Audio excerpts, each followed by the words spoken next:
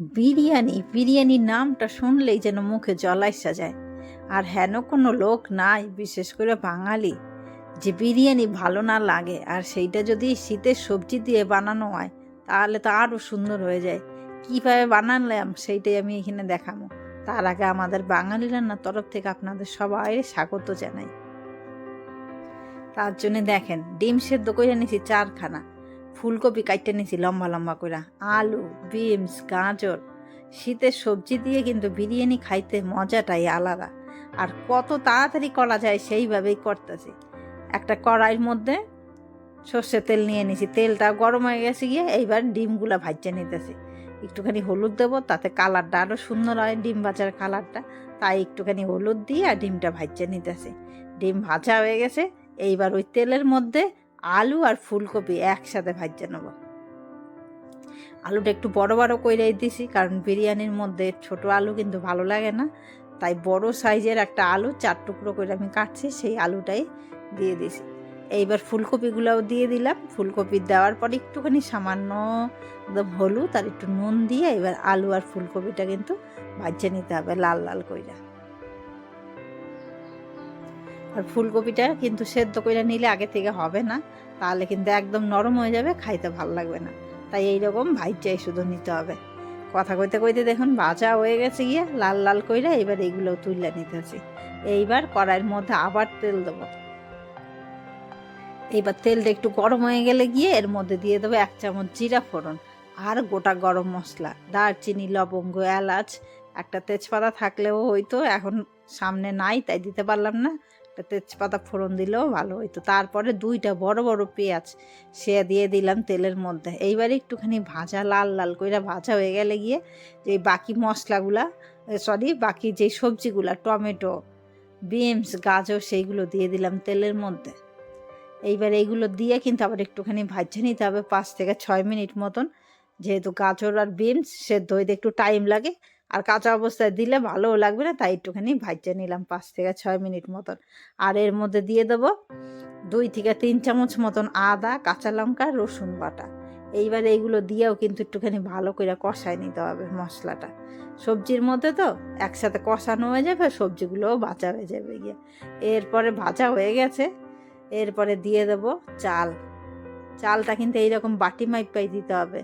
বাসমতি চাল দিলেও হইতো, কিন্তু আমি এখানে দিলাম জিরা রাইস। এইটা দিয়েও কিন্তু করলে খুব ভালো লাগে। এইবার দিয়ে দেবো এর মধ্যে নুন, 2 চামচের বেশি নুন দিলাম। আর দেবো হলুদ, 1 চামচ মতন হলুদ, আর লঙ্কা গুঁড়ো 1/2 চামচ। আর হচ্ছে একটুখানি চিনি দিয়ে দেবো, আর একটুখানি বিরিয়ানি মশলা। এইবার এইগুলো দিয়ে আবার একটুখানি কষাই নি 2 থেকে 3 মিনিট মতন।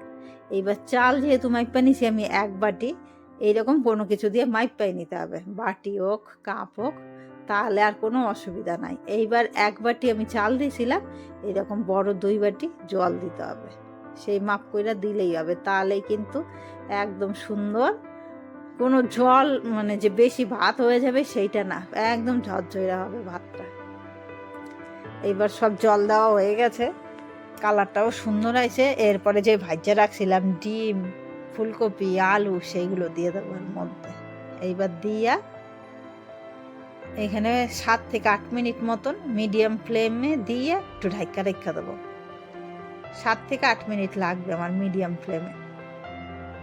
বিরিয়ানি কিন্তু অনেক রকমভাবে খাওয়া যায়, কিন্তু এইভাবে কইরা দেখেন, এত তাড়াতাড়ি সহজ আর এত তাড়াতাড়ি হয়ে যায়, খাইতেও পুরো একদম সেই সুন্দর লাগে। এইবার দেখেন 8 থেকে 10 মিনিট হয়ে গেছে গিয়ে, জলও শুকায় গেছে গিয়ে। এরপরে এর ওপর দিয়ে দিলাম একটুখানি বিরিয়ানি মশলা, আবার 2 চামচ মতন। আর দিয়ে দিলাম ধনিয়া পাতা আর পুদিনা পাতা কুচি করে নিয়েছিলাম, সেইগুলা দিয়ে দিলাম ওপর দিয়ে।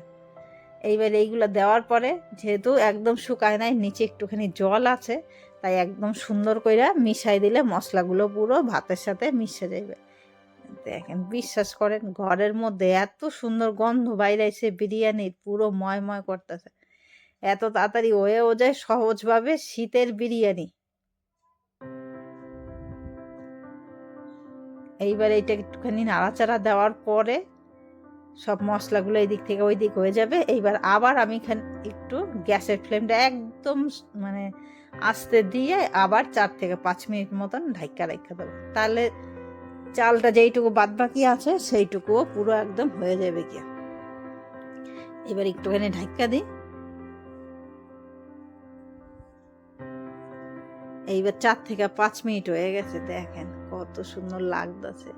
এইবার আবার একটুখানি দিয়ে দিলাম 1 কাপ মতন দুধ নিয়েছিলাম, তার মধ্যে একটু কেওড়ার জল, একটু মিঠা, তোর একটু গোলাপ জল, সেইগুলো মিশাই নিয়েছি। এইগুলো দিয়ে দিলাম।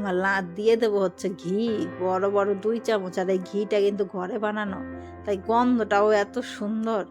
এইবার এইগুলা দিয়া গ্যাসের ফ্লেমটা একদম আস্তে কইরা আবার 2 থেকে 3 মিনিট মতন রাখুন। দেখেন কত সুন্দর ভাতটা ঝরঝর হয়েছে। আমি কিন্তু গ্যাসটা এখন বন্ধ করে দিছি, আর গ্যাসটা বন্ধ করে দিলে আরো সুন্দর ঝরঝরে হয় চালটা। দেখে এত লোভ লাগতেছে, তাই এইভাবে তাড়াতাড়ি চটপট বানায় ফেলান বিরিয়ানি ঘরে, খাইতে একদম অপূর্ব স্বাদ লাগে।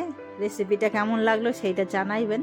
ভালো লাগলে অবশ্যই একটা লাইক করবেন আর সাবস্ক্রাইব করবেন। আর ভিডিওটা শেষ পর্যন্ত দেখার জন্য কিন্তু ধন্যবাদ। এটা কিন্তু সবজি দিয়ে বানানো, এমনিতেই খাওয়া যায়, তাই একটু রায়তা বানায় নিছি।